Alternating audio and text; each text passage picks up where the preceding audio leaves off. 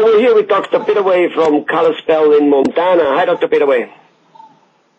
Heidi Helmut, how are you today? Good. Dr. Pittaway, let's talk about teeth, because you obviously are a dentist. Is that a good topic for you? I could talk all day about teeth, Helmut. Okay.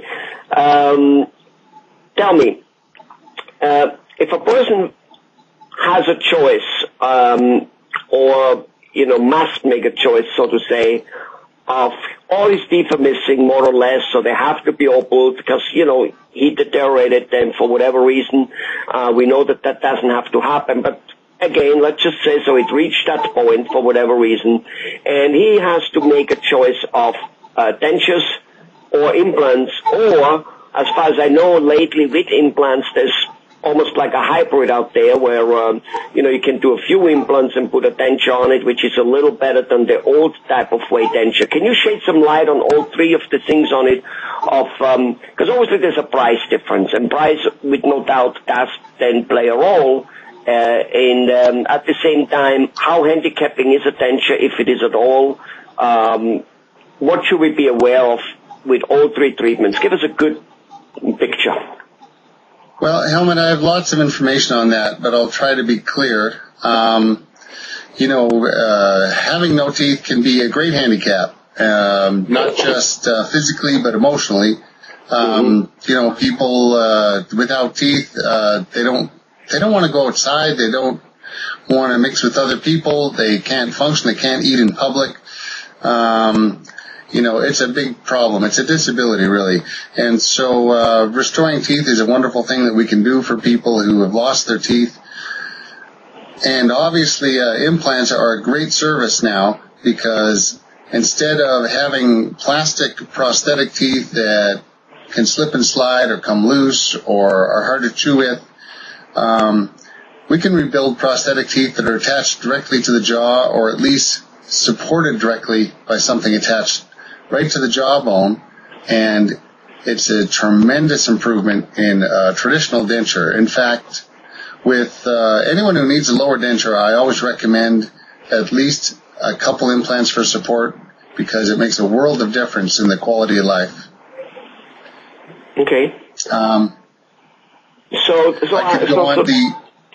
me something. Hang on a little bit. Tell me something. So,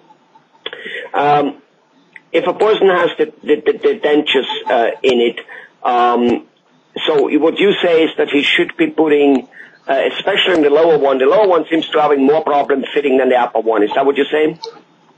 Oh, absolutely. The lower jaw doesn't support a denture very well. The upper jaw has, a good suction cup effect. And, so, but basically a couple of 2, 3, or 4 sockets, 2, 3, 4 of those titanium metal sticks into the bone, which then the denture clips on it, is much better than the old time denture, which right away went, as a plastic, kind of like almost like a mouth guard over the thing. That's what you're saying. Oh yeah, absolutely. The nice thing about that is the denture won't move when they're chewing. It won't come out when they're eating or laughing or sneezing.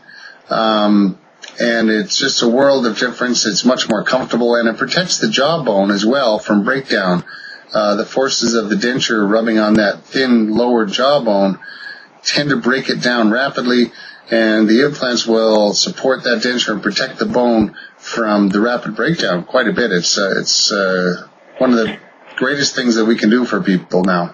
Right, because the bone breaks down. Basically the bone gets smaller and smaller.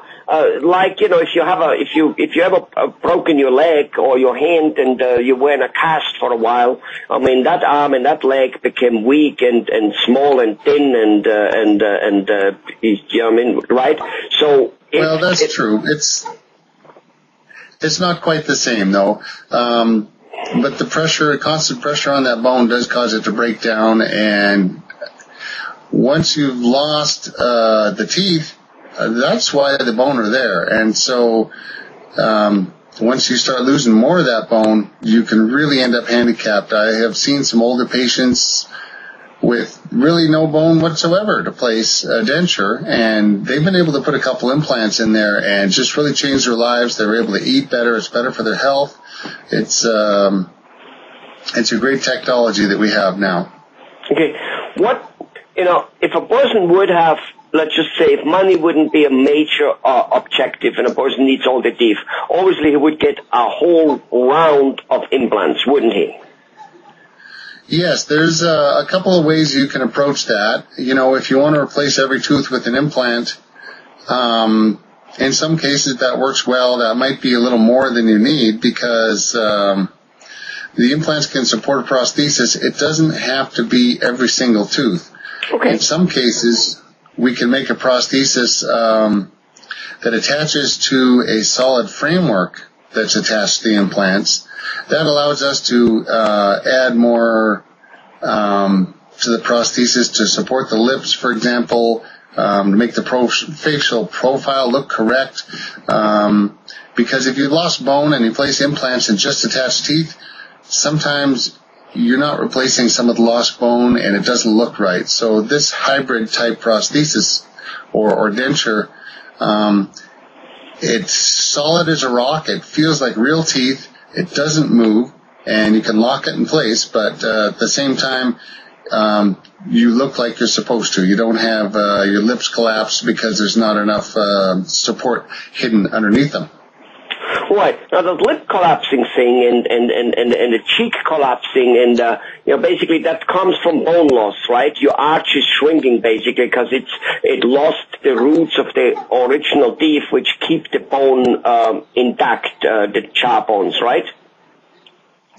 Yes, absolutely. The bone changes as soon as you start removing the teeth and continues to shrink and deteriorate over time. So as soon as you remove the teeth, that supports your lips and face as well. And then you lose 40 to 60% of the width of the bone in your jaw as well. So you don't want to have some collapsed face looking like the old Halloween witch, for example, where her chin is just about touching her nose and pointing out that she has lost all of her support in her mouth and is pretty much doomed to soup and milkshakes. Right. You'll start looking like a dried out tomato or like a witch, as you said. Now, so that brings me nevertheless to an important point. So a person faced between a bunch of implants at least, maybe with some prosthesis, with some denture, versus no implants and only denture, his bones will keep shrinking if he doesn't put some implants in it. Am I right?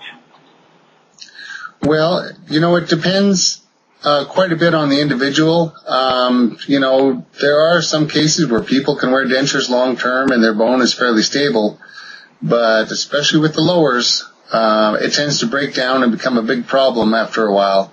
And so the implants, or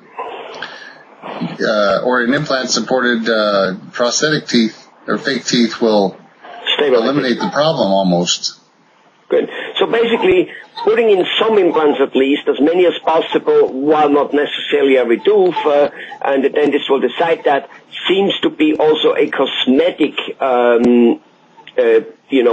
protection. You don't need Botox and cosmetic surgery after a few years because you had that, because you're keeping full, you're keeping natural. Yeah.